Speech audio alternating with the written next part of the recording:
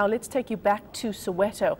That's where my co-anchor Shahan Ramkissoon is, outside the home of Mama Winnie Madikizela Mandela in Orlando West. And Shahan, our reporter Nickolaus Bauer, who I'm sure is there with you, we were speaking to him just a little earlier, and he's the one who tweeted one of so many photos on social media at the moment, a photo of Mama Winnie at the ANC's conference just in December, looking so very well. And that's why I suppose everyone does have this deep sense of shock this morning. Yeah, and I think everyone who managed to get a picture with Winnie Madikizela Mandela would post it today, because it would be a proud moment for all of them to actually do that, to say that they met the struggle icon, they met a woman who was the voice of the voiceless. We are outside the home of Winnie Madikizela Mandela, Michelle, and people are continuing to come in. We saw Nathi Mthethwa come in a little earlier. We of course spoke to him. Nickolaus Bauer spoke to him earlier on as well. And as we remember her, I want to go through some of the statements that we've received from so many people.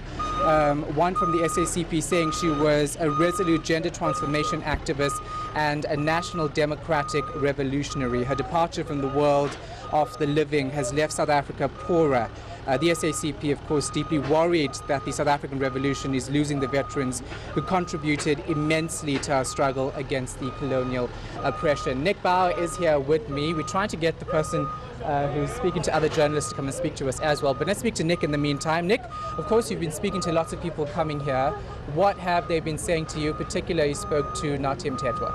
Well, it's just been, somber doesn't begin to describe it. It's been a very, very heavy atmosphere in the air since that news broke yesterday, and no more so than at Winnie Madikizela Mandela's house here in Soweto. We've seen many comings and goings in the past 24 hours. Hundreds of ANC supporters and everyday South Africans wanted to come pay homage, littering the streets here outside her home. And we've got journalists now interacting with Winnie Madikizela Mandela's PA Zotwa. Hopefully we'll be able to chat to her after she's finished engaging with the other two journos. But it's a very, very sad day, Shahan. And I mean, that was essentially encapsulated by the Arts and Culture Minister, who said that the ANC and South Africa have lost a massive icon of the struggle and an icon in South Africa's history. And it'd be foolhardy to think that you can replace someone like Winnie Madikizela Mandela, because in Nathi Mthethwa's words, she was just in a class of her own. Now, we know that Julius Malema is going to be coming here a little later, around midday or so, and his relationship with Winnie Madikizela Mandela, some say, raised eyebrows after the fact that he was booted out of the ANC. Well, indeed. I mean, complex is an understatement there. I mean, during his rise in the African National Congress Youth League, he was essentially by Winnie Madikizela Mandela's side, and she was by his. In many ways, he's been described as one of her grandsons, albeit they're not actually related. But he also models a lot of his political career on that tenacity that Winnie Madikizela Mandela showed throughout her life and throughout her politics, and also the refusal to back down from a position once you've committed to it. I mean, that's also something that Winnie Mandela was also very, very well known for. And at the end of the day, I mean, it's only fitting that Julius Malema should be able to come and pay his respects here. You can't undo history, and you must remember that he rose through the ranks to the African National Congress. He rose to the president of the African National Congress Youth League. Things changed. He moved on, created the Economic Freedom Fighters. It won't be the first time that you've seen the Red Berets coming to this house. They've constantly referred to her throughout their history as well, and seen and referred to her as a lodestar for their own struggle. So it's only fitting that he should be able to come and pay his respects along with the other senior leadership of the EFF. They're expected at midday. One wonders whether or not they'll keep to that appointment, or perhaps arrive later on in the day. It's going to be a hive of activity here, I should imagine. The noises that you're hearing off air are the preparations, which I can only imagine will be for several days of mourning at the Madikizela Mandela household. before quite a long wait until that national funeral taking place next week, Shahan.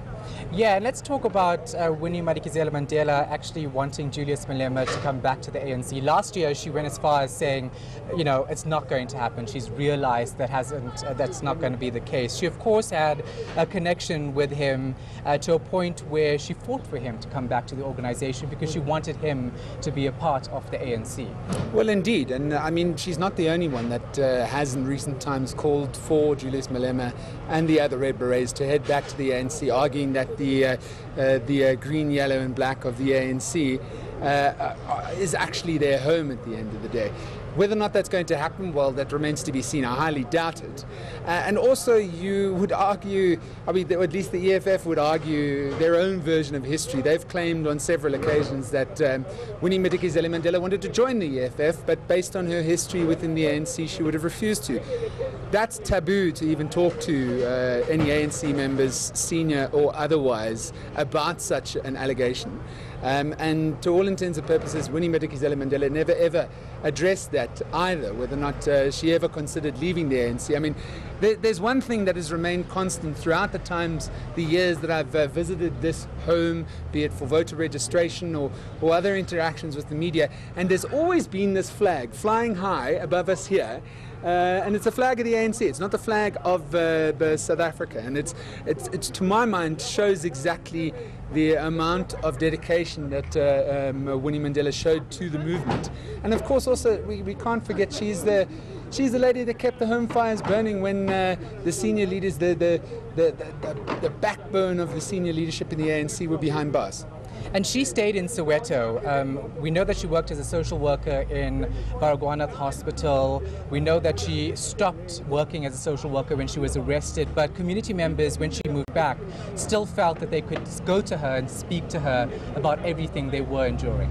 Well, indeed, there was also another thing that Nathi Ntetho pointed out when we spoke to him earlier on today. The Arts and Culture Minister pointed to the fact that she never ever left Soweto. You know, a lot of people within the ANC, within the liberation movement, were criticised for, you know, once liberation came, moving out to the leafy suburbs of the northern parts of Johannesburg and elsewhere, and were often accused of forgetting the constituencies that they lived with, that they walked shoulder to shoulder with during the struggle. Winnie Madikizela Mandela was never accused of that because she did not leave. Now, we've got a little bit of action behind us here. Kusela Diko. Ma'am Kusela, would you mind chatting to us? She's a spokesperson for President Cyril Ramaphosa, obviously very, very busy and unable to chat to us, granted. She says she'll give us a word a little bit later on in the day. It's something that we can hopefully look forward to. But getting back to the fact that she never ever moved away from Soweto, Shahan, I think that also, you know, bears testament to her legacy. It's a challenged legacy, but you can't take that away from her. She remained in the place that was her home. I mean, it was only really the home that she shared with Nelson Mandela down the road in Vilakazi Street. Then she was banished to Brandfort, where our colleague Michael Apple is there today. And then she came back to Soweto in defiance of a banning order midway through the 80s, and she never left. Yeah, I mean, she's a powerful, powerful woman, and no one can deny that, regardless of the complex history of Winnie Madikizela Mandela. Of course, people are coming in to the home. You saw Kusela, the president's spokesperson, walking in. Most of them ideally would want to go and speak to the family first before coming back outside to address the media. It's out of respect, and it's something that we will understand.